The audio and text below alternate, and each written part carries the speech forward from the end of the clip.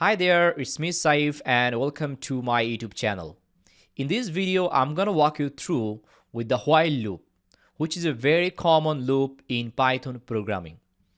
I will also try to indicate some differences between for loop and while loop. So let's get started.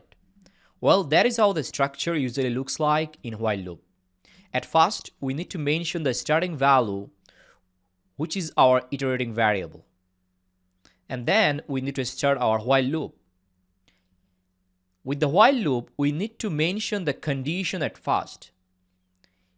Then give a colon symbol and then the loop body starts where you can mention any statement you want to execute.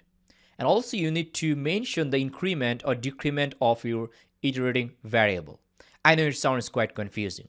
Let me clarify with the definition a little bit. Well, in the while loop, it executes as many number of times as you want based on the condition. There's the different thing compared to for loop. While writing the for loop, we did not mention any condition at the beginning. For loop is when you know how many number of times you want to run the loop. That is what you mention at the beginning. Let me show you with an example. On the same problem which we did for the for loop, let's try to replicate that by using while loop. So here, let's say I want to print this word black for 10 or 11 times or whatever number of times. So the while loop starts with the iterating variable. The iterating variable, let's say I. You need to mention a starting value. Let's say the starting value is 1. Then you need to write while. And there's the tricky part, which I said you need to mention the condition. The condition is about, which says, for example, when the iteration will end. So let's say the iteration will repeat for 10 number of times. So let's say I'm saying that the I is less than 11. That means when I is equal to 10, the loop will stop. And then inside the while loop, we can mention whatever we want to execute. So let's say I want to print the statement black.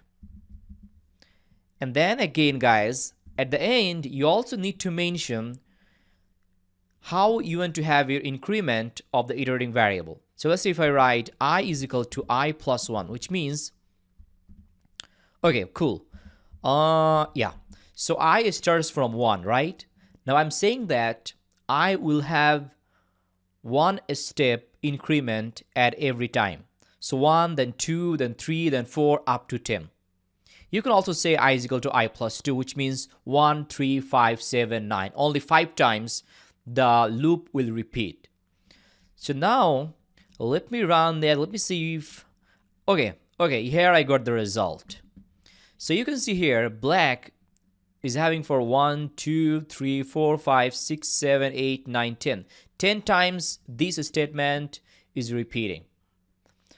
So I think that's quite easy to follow, guys.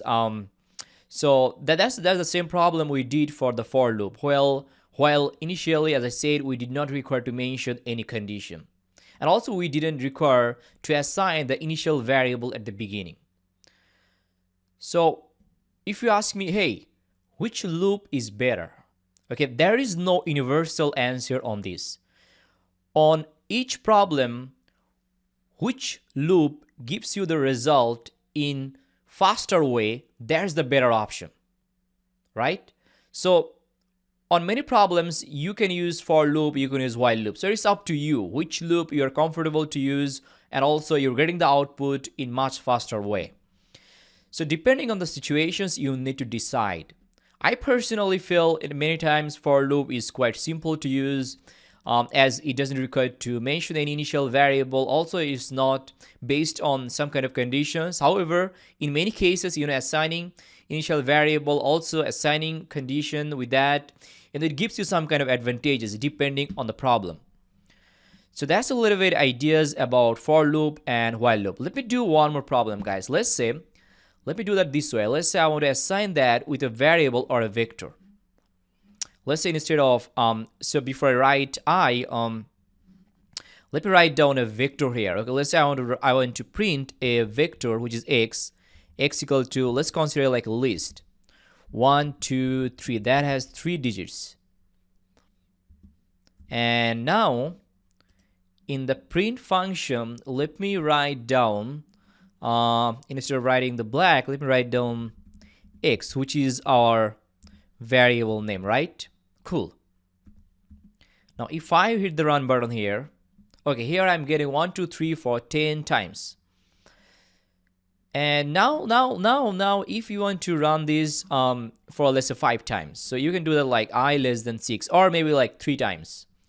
So if I hit the run button here, you can see, I'm getting the result for 3 times. So we'll solve some of the problems as well in the next 1 or 2 videos by using while loop. Till then, thank you very much and see you.